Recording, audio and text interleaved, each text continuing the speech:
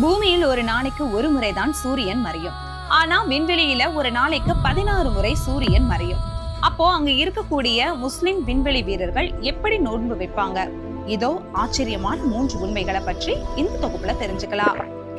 சர்வதேச விண்வெளி நிலையம் ISS பூமியை மிக வேகமா சுற்றுவதால ஒவ்வொரு 90 நிமிடத்திற்கும் ஒரு சூரிய உதயம் தோன்றும்.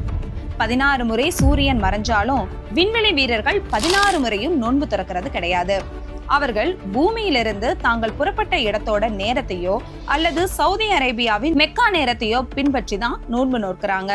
2023ஆம் ஆண்டு விண்வெளி சென்ற சுல்தான் அல் நயாடி ரமலான் மாதத்துல ஒரு வீடியோவை பகிர்ந்தாரு.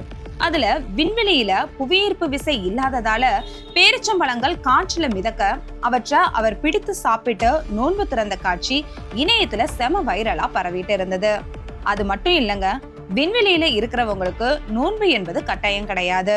அவர்கள் பயணி என்பதால பிறகு நோன்பு நோற்றுக்கொள்ளலாம் என்ற அறிவியல் கலந்த ஆன்மீக விளக்கத்தையும் அவர் கொடுத்திருந்தாரு. இவர் மட்டும் இல்லங்க, சுல்தான் பின் சல்மான் அல் சவுத் என்ற சவுதி அரேபியாவை சேர்ந்த விண்வெளி வீரரும் 1985ஆம் ஆண்டு டிஸ்கவரி விண்கலம் மூலமா விண்வெளிக்கு சென்றவர் தான். இவரும் தன்னுடைய ரமலான் மாதத்தோட கடைசி நாட்கள்ல விண்வெளியில இருந்தாரு. அங்கேயே நோன்பு நோற்று தன்னுடைய பெருநாளையும் கொண்டாடினாரு. இவர் விண்வெளியில இருந்தப்ப அவர் திருக்குரானை முழுமையா ஓதி முடிச்சதா கூறப்படுது.